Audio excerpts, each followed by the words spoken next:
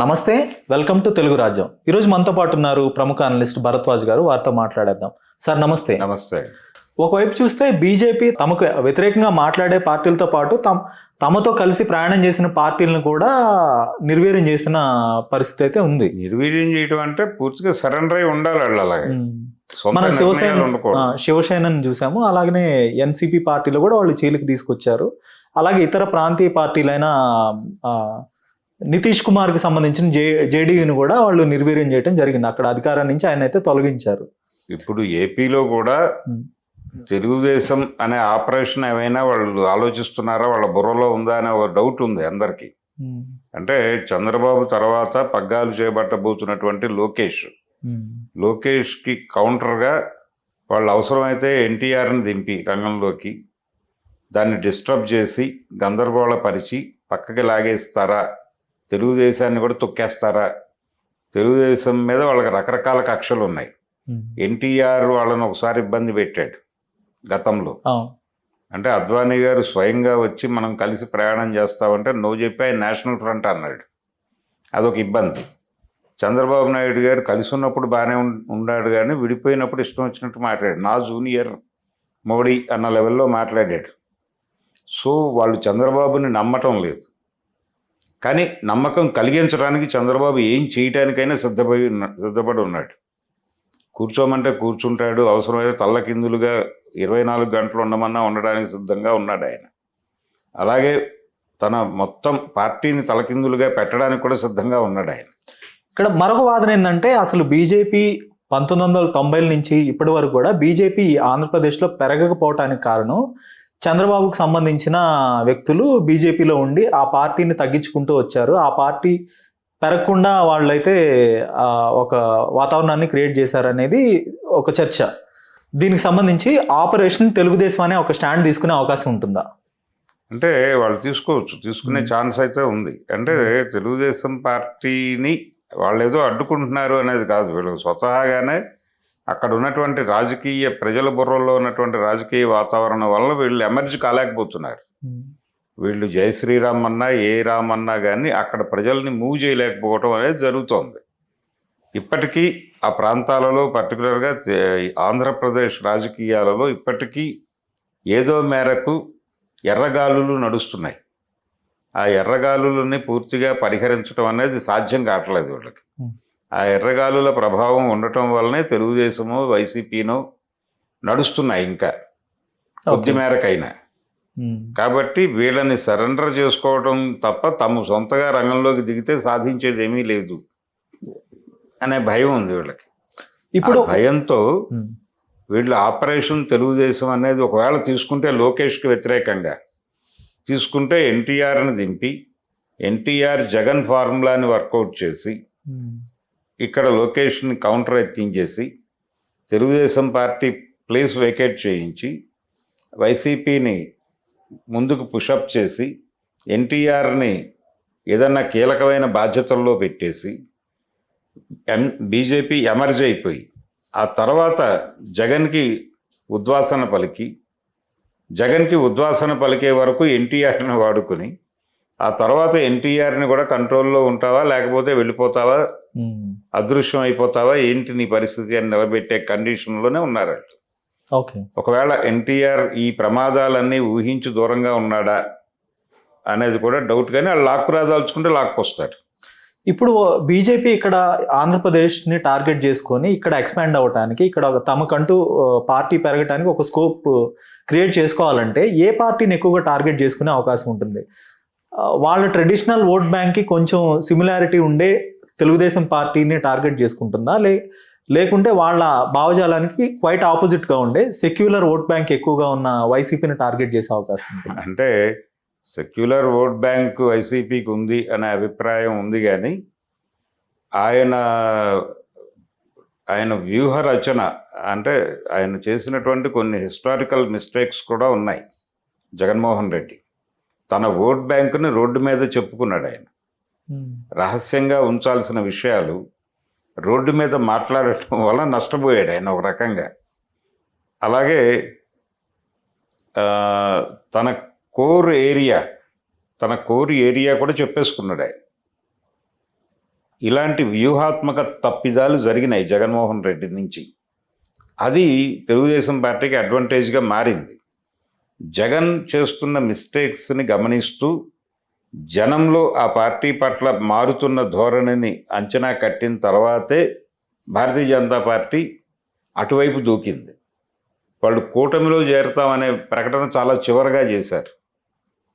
పవన్ కళ్యాణ్ వెళ్ళి కలిసిన రోజున వాళ్ళు ప్రకటించలే. అసలు అది మాకు తెలియదు అన్నట్టుగా వ్యవహరించారు. కానీ నడిపింది వీళ్ళే పవన్ కళ్యాణ్ని వెళ్ళి చంద్రబాబుతో మాట్లాడమని చెప్పి వీళ్ళు బహిరంగంగా ఏమీ మాట్లాడకుండా చాలా స్టడీ చేసిన తర్వాత స్టాండ్ ప్రకటించారు. కాబట్టి వాళ్ళ ధోరణి అలాగే ఉంటుంది. సో వాళ్ళు ప్రస్తుతానికి కంఫర్ట్గా ఫీల్ అవుతోంది జనసేనతో. పవన్ కళ్యాణ్తో వాళ్ళకి పెద్దగా ఇబ్బంది లేదు, ఇబ్బంది పెట్టడం అతను అనే నమ్మకం ఉంది వాళ్ళకి. అందుకని ఒకవేళ ఆపరేషన్ లోకేష్ అనేది కనుక వాళ్ళు టేకప్ చేస్తే పవన్ కళ్యాణ్ భుజం మీద తుపాకీ పెట్టి లోకేష్ని టార్గెట్ చేసి పవన్ని సపోర్ట్ తీసుకుని అవసరమైతే ఎన్టీఆర్ని కూడా రంగంలోకి దింపి బలం సరిపోదు అనుకుంటే ఫ్యామిలీ వైపు నుంచి కూడా దెబ్బ వేయాల్సి వస్తాయి. ఆ రోజున ఎన్టీఆర్ని పదవిలో నుంచి దింపడానికి కార్పొరేట్లు ఎలాగైతే చంద్రబాబును వాడుకున్నాయో అలా ఎన్టీఆర్ని కూడా రంగంలోకి దింపి ఆపరేషన్ లోకేష్ అనేది కంప్లీట్ చేసిన తర్వాత ఎవరికి ఇవ్వాల్సిన వాటాలు వాళ్ళకి ఇచ్చే ప్రోగ్రామ్ అయితే తీసుకుంటారు. సో బీజేపీ నెక్స్ట్ టార్గెట్ చేయబోయే రాష్ట్రాల్లో ఏపీ కూడా ప్రధానంగా ఉండే అవకాశం ఉంటుందా? ఏపీ ఉంటుంది. అంటే వీళ్ళు ఆ పరిస్థితి రాకుండా చేసుకోవడానికి ఏం చేయాలో ఆలోచిస్తున్నారు. చంద్రబాబు నాయుడు గారికి తెలుసు ఈ సినిమా, తెలుసు, లోకేష్కి కూడా తెలుసు. ఆయన భూమిలో 4 అడుగులు తవ్వి మరీ వాళ్ళకి ప్రాధాయపడేలాగా ఉన్నాడు లోకేష్. అంటే మామూలుగా నేల మీద సాగిల పట్టడం చూసాం మనం ఇప్పటిదాకా. నేలలో ఒక 4 అడుగులు కిందకి తవ్వుకుని మరీ సాగిల పడేలాగా లోకేష్ ఉన్నాడు ఇప్పుడు. కాబట్టి ఆ మేరకు భయం ఉంది వాళ్ళకి. ఆ భయం ఉంది కాబట్టి ఆపరేషన్ లోకేష్ అనేది టేకప్ చేయకపోవచ్చు బీజేపీ. అందరూ మన దొడ్లోనే మనం నోట్లోంచి మాట వస్తే వణికిపోయే లెవెల్లో ఉన్నారు వీళ్ళు, పర్లేదు అనే వాతావరణంలో ఉన్నారు వాళ్ళు. సో ఇప్పుడు ఆపరేషన్ ఆంధ్రప్రదేశ్ అనేది పెట్టుకోరాడు.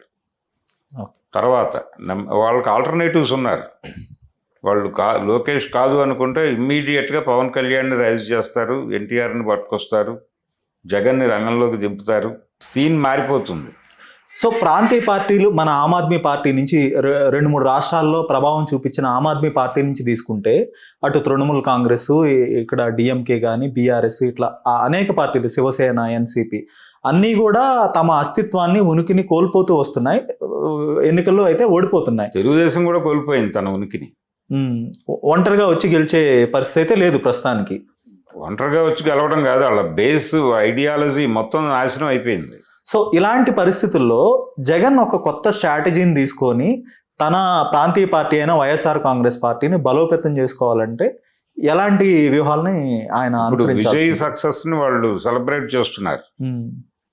విజయ్ సక్సెస్ ని సెలబ్రేట్ చేస్తూ వాళ్ళు మాట్లాడట్లేదు కానీ బహిరంగంగా జస్ట్ ఏదో కేకులు కట్ చేసుకుంటున్నారు, మిఠాయిలు పంచుకుంటున్నారు, ఆ హడావిడి నడుస్తోంది. తూర్పుగోదావరి జిల్లాలో కూడా చేశారు ఇందాక.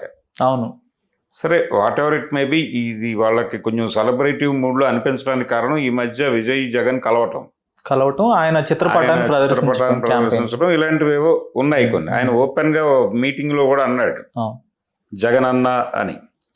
సరే, ఇవన్నీ ఉన్నాయి కానీ ఇప్పుడు జగన్ గనక విజయ్ స్టాండ్ని నేను అడాప్ట్ చేసుకుంటున్నాను అని అంటే కేంద్రంలో అధికారంలో ఉన్న బీజేపీ పట్ల నేను వ్యతిరేకంగానే ఉంటాను అని ఒక మాట చెప్పి, నా మీదేవో కేసులున్నాయి, కేసుల కోసం నేను సరెండర్ అవుతున్నాను అని మాట్లాడుతున్న మాటలన్నీ పిచ్చి మాటలు. నా మీద ఉన్న కేసులు వాంటెడ్గా పెట్టిన కేసులు, యూపీఏ నన్ను ఇరికించడం కోసం పెట్టిన కేసులు. నిజానికి ఇప్పుడు నడుస్తున్న రాజ్యం అదే. నా కేసులే నిజమైతే ఈ కేసులు ఇప్పుడు ఉన్నటువంటి వాళ్ళందరి మీద పెట్టాల్సిన అవసరం ఉంది అని గనక, అసలు నేను నా కేసుల మీద డిబేట్కి వస్తున్నా, నేను బహిరంగ చర్చకి రండి, కూర్చుందాం దమ్ముంటే ఎవరైనా సరే. 95కు ముందు అధికారంలో ఉన్న వాళ్ళ ఆస్తులు ఎంత, 95 తర్వాత అధికారంలోకి వచ్చిన అన్ని రాష్ట్రాల లో వచ్చిన నాయకుల ఆస్తులు ఇప్పుడు ఎంత అనే లెక్కల దగ్గర నుంచి మాట్లాడుకుందాం మనం. కార్పొరేట్లకు సాగిలపడి మీరు చేస్తున్న రాజకీయ వ్యాపారం గురించి రోడ్డు మీద మాట్లాడుకుందాం అని గనక జగన్మోహన్ రెడ్డి ఒక ప్రకటన చేస్తే ప్రకంపనలు పుడతాయి. ఒక్కసారి ఢిల్లీ నుంచి గల్లీ వరకు సినిమా కదులుతుంది. కానీ ఇట్లానే కేంద్ర ప్రభుత్వాన్ని టార్గెట్ చేసుకున్న పార్టీలు అన్నిటినీ కూడా బీజేపీ టార్గెట్ చేసుకొని వాళ్ళని ఆ పార్టీలు నిర్వీర్యం చేసింది. లేదంటే ఆ రాష్ట్రాల్లో వాళ్ళు అధికారం కోల్పోయేలాగా వాళ్ళైతే వ్యూహాలు కదిపారు. సో ఇప్పుడు జగన్ మీద కూడా అలాంటి ఒక ప్రయత్నం ఎందుకు జరగచ్చండి? జరుగుతుందనే కదా ఆయన పాపం మొన్న డీలిమిటేషన్ కి అనుకూలంగా వ్యవహరించి ఇవన్నీ చేస్తున్నాడు. కాబట్టి ఈ భయాల నుంచి బయటపడి ఆయన అటాక్ మొదలు పెడితే ఆయన వీళ్ళందరినీ కలుపుకొని ఒక ఫ్రంట్ కట్టొచ్చు. ఇందాక మనం మాట్లాడుకున్నట్టుగా కేసీఆర్ని, స్టాలిన్ని వీళ్ళందరినీ కలిపి తానే ఒక నాయకుడిగా ఎమర్జ్ అయిపోయి ఎన్డీఏకి ప్రత్యామ్నాయంగా ఎన్టీ రామారావు గారు నేషనల్ ఫ్రంట్ తరహాలో ఈయన ఎన్టీఆర్ పొజిషన్లోకి వచ్చేసి లీడ్ తీసుకుంటే ఏంటి పరిస్థితి? జాతీయ రాజకీయాల్లో ప్రకంపనే కదా. ఆల్టర్నేటివ్ ఐడియాలజీతో నేను వచ్చాను, నాతో కలవండి అంటే చాలామంది వస్తారు ఆయన దగ్గరికి.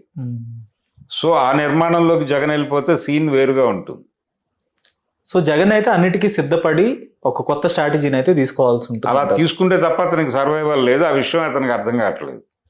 ఓకే, అది గనక ప్రాపర్గా రిజిస్టర్ అయ్యి తనకొక్కడికే అవకాశం ఉంది, తనకొక్కడికే ఛాన్స్ ఉంది. తను గనక యాంటీ ఎన్డీఏ స్టాండ్తో రోడ్డు మీదకి వచ్చి నిలబడితే చాలామంది అతనికి అండగా నిలబడటానికి సిద్ధంగా ఉన్నారు.